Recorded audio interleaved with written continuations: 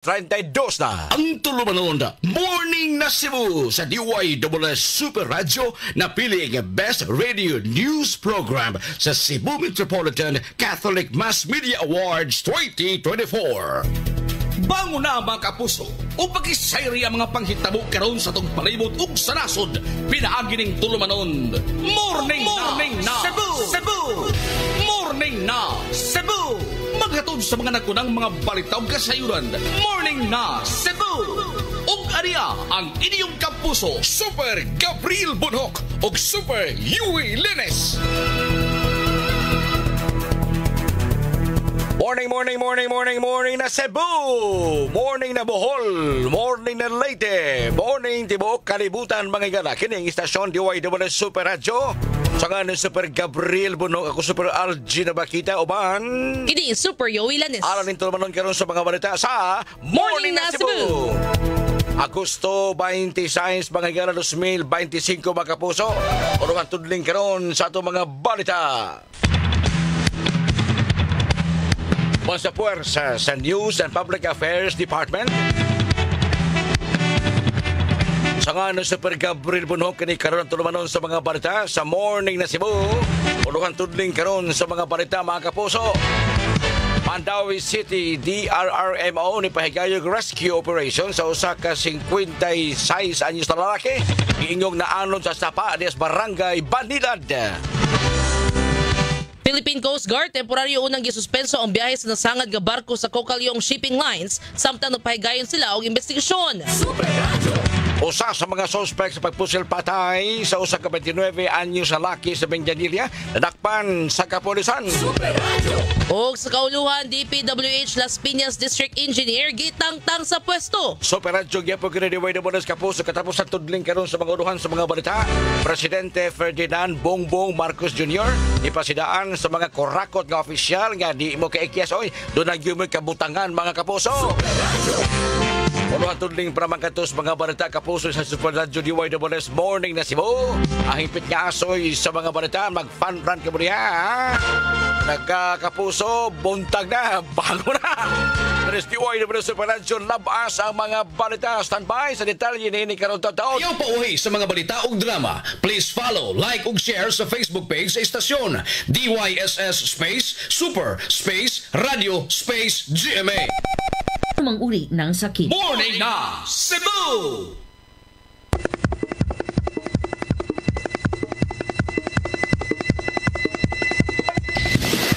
Super Radio Local News.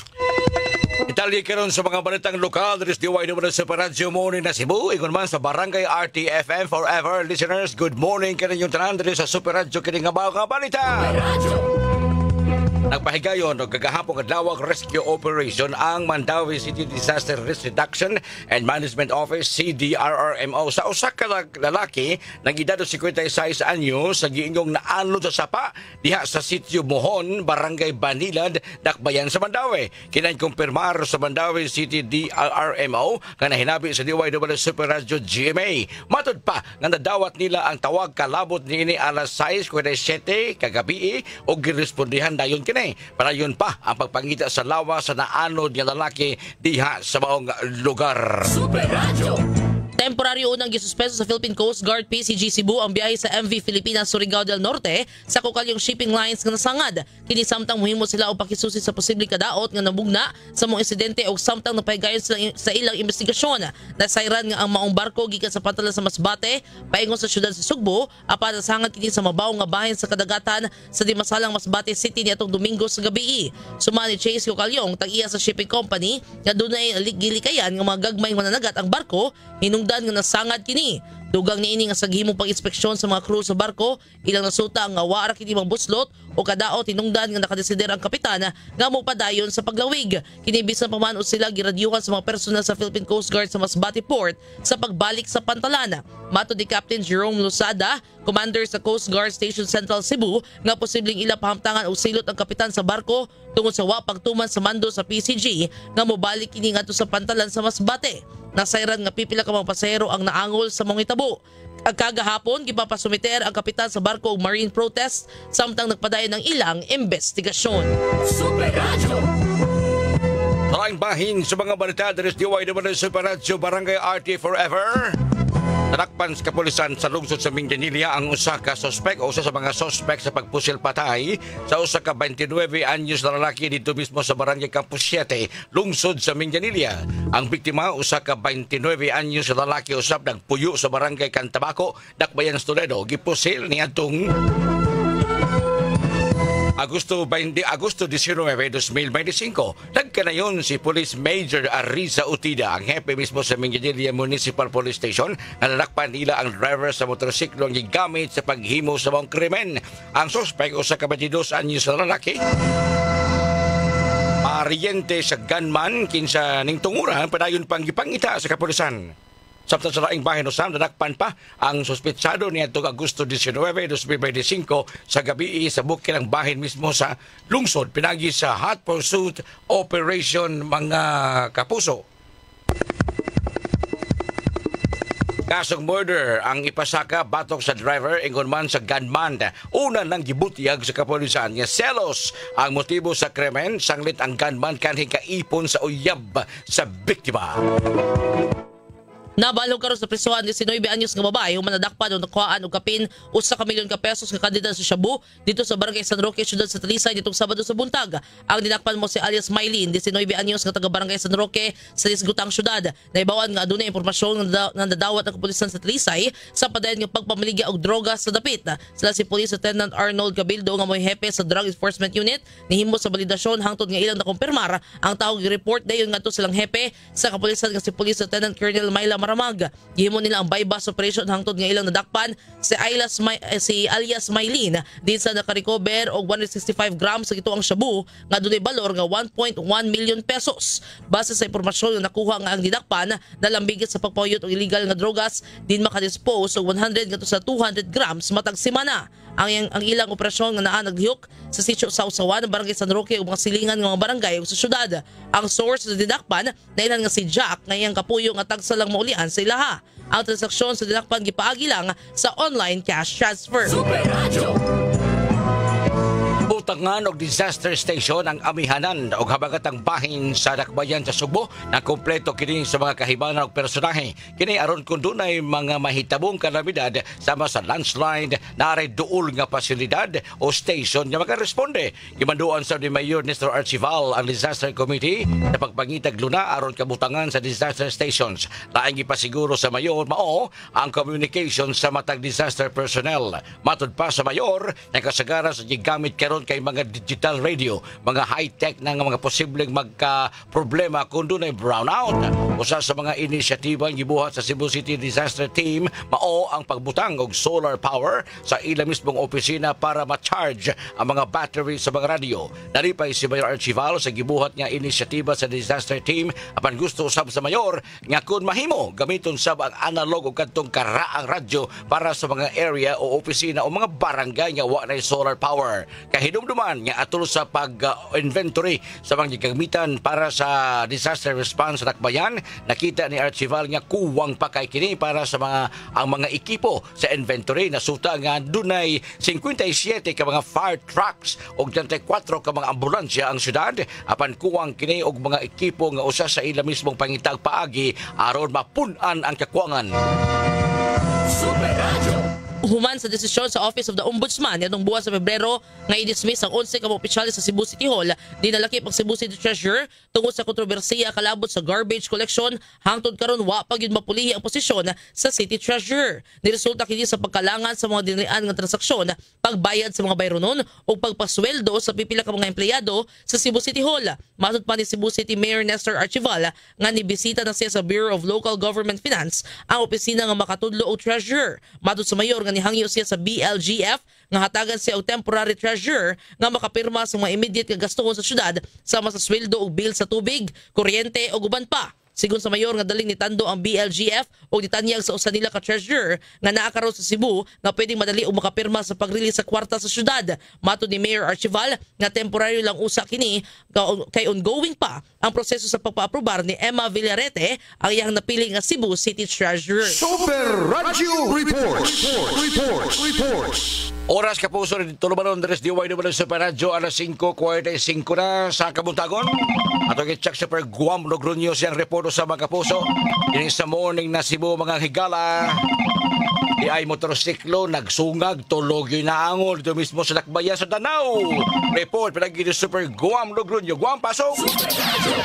Subarajen puertig pabulhot o gapadaga dinig 20 anyos kinaga maniho sa yag motorsiklo kini si alias Re ulitawag taga Danico basak Compostela kusog kay nagapadagan sa yag motorsiklo padug mo pauli gikan siya sa norte nga bahin sa Dakbayan sa Danau gikasugat niya kini nga laing motorsiklo nga gimaniho sab sa usa ka 20 anyos nga si Justin. Doon ni si angka si Justin nga 43 anyos gikan sab sila naglakaw sa South Kabahin sa Dakbayan sa Danau apan mga alas 8:45 kagapon sa buntag diha ni sa National Highway sa Katadman Barangay Sabang Dakbayan sa Danau diha miliptorn si Justin naghagros aga motorsiklo nga gimaniho ni Re nga mopaingon mo pauli ngito na sa Compostela kumikan sa kakusog sa impact nalimbuan aga duha ka mga motorsiklo ingon man ang mga driver og ang sakay pulo sila na landing ngito na sa tambalanan sa Dakbayan sa Danau. Kini si Guam, Logroño, si GMA DYW Super Radio. Dapat totoo. Super Radio. Driver nga nakaligis patay o ginang sakat mo gikiha kay waagin madaog hangyo ang kabanay. Super Lloyd Suarez pasok. Kasong reckless imprudence resulting in homicide ang ipasaka sa Municipal Circuit Trial Court MCTC Katmon batok sa usa ka Mark Angelo kinsa matupad ka disgrasya kini sa usa ka lumalabang sa kalsada sa highway sa may barangay Binungkalan lungsod sa Katmon. Ang biktima usa ka alias Antoinette nga matod pa na igo kini sa aluminum van nga gimaniho ini mga akusado nga si Mark Angelo. Wa mulapos ang kabanay ini mga akusado pakigasetol ining maong biktima labi pa sa mga kabanay sa ini maong biktima hinungdan nga gidayunan pagpasakag kasong reckless imprudence resulting in homicide. Si Fiscal Tisamita Pangan birekomendar og 60,000 ka pesos alang ini mga akusado nga si Mark Angelo sa kasong pagligis nga sa hinungdan sa kamatayon sa biktima nga si Antoinette. Kini si Lloyd Suarez sa Jimmy Super Radio DYWS. Dapat totoo. Super Radio.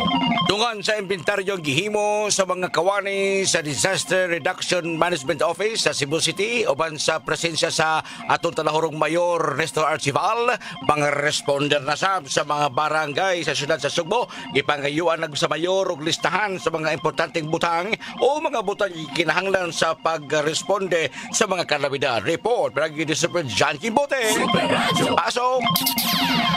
Isip paghatag og suporta sa mga barangay responders sa syudad sa Sugbo, nimandaw si Cebu City Mayor Nestor Archival sa mga leader sa tagsa-tagsa ka mga barangay responders o sa mga barangay volunteer nga ilista ang ilahang mga gikinahanglan nga mga equipment sa ilahang barangay sa dili pa ang September 15, 2025. Sayod si Mayor Archival nga kuwangan yun og equipment ang mga responder sa syudad sa Sugbo. Matod pa ni Mayor Archival nga kada barangay lain man sila og mga gikinahanglan nga equipment. Hinungdan nga iha kining ipalista ug ipasa sa konseho sa dili pa ang September 15 para matuki ug mahatagan og budget sunod tuig. Kini si John Kimbote sa GMA Super Radio. DYWS dapat totoo. Thank you so much, Super John Kimbote, sa imong report. Kapuso ng bahin pa naman kinis tulumanon sa mga balatang lokal. There is DYW Super Radio Morning na Cebu. Mabati sa DYW Super Radio sa Barangay RTFM. Ang mga balita sa kaunuhan, ningon man kahimtang karos panahon, kaya kung diilis bintana na mo nagdagong ngiub ang palibot. There is sabang broadcast complex sa may Lahog, Apas, Busay area. At ang itse na karutaw-taon ang pagkasa magtan, papadayon sa paghatod na mo sa mga labas yung mga balita. Dinirang sa Morning na Cebu. Takda sa DYW. Bayo Flo na. Morning na Cebu. Super Radio National News. Thank you so much, Kapuso. Balik ta. Itangtang na pwesto ang pipila ka mga opisyal o kawanin sa Department of Public Works and Highways DPWH tungod sa giyong aligasyong korupsyon o irregularidad. Gihulipan dayon ang pangu sa Las Piñas, Muntinlupa District Engineering Office nga si Engineer Isabelo Baleros. Si Baleros ibalhin na sa DPWH Metro Manila 3rd District Engineering Office ubo sa NCR Region o gipulihan si Engineer Roel Umali subay sa memorandum ng giluwatan ni DPWH Secretary Manuel Bunuan. Ang maong lakang gihimo duha lang ka simana ang nakarabay human formal nga gihangyo ni Las Piñas Lone District Congressman Mark Anthony Santos. Si Bunuan nga tangtangon si Baleros tungod sa giingong mga questionable transaksyon. Lakip na ang kontrobersyal nga pagbalhin sa pundo para sa flood control. Sentro sa kontrobersiya mao ang 140 milyones ka pesos nga C5 Diversion Road Project sa Barangay Manuyo 2. Ang pinakadako nga alokasyon sa katibuk-ang nga 450.5 milyones pesos nga pundo sa infrastruktura sa Las Piñas karong tuiga.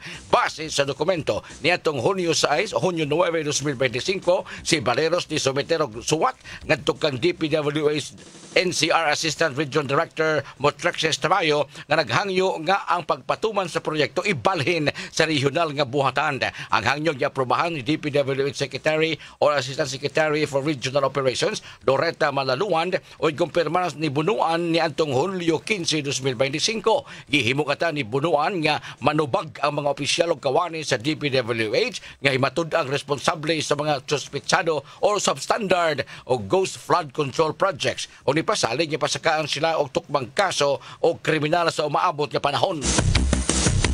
Gipasidaan ni Presidente Ferdinand Marcos Jr. ang makurakot nga opisyal o mga individual nga matud papadayon nag-abusar sa langgahom. Gihimo sa Presidente ang pamahayag human gipangunahan ang pagselebrar sa National Heroes Day sa libingan ng mga bayani sa Taguig City. Matud sa Presidente, ang korupsyon dili lang pagpangawat sa kwarta sa nasod kundi pagkawat usab sa kaugmaon sa kabatanunan o pagdugmok sa mga damgo sa katawhan.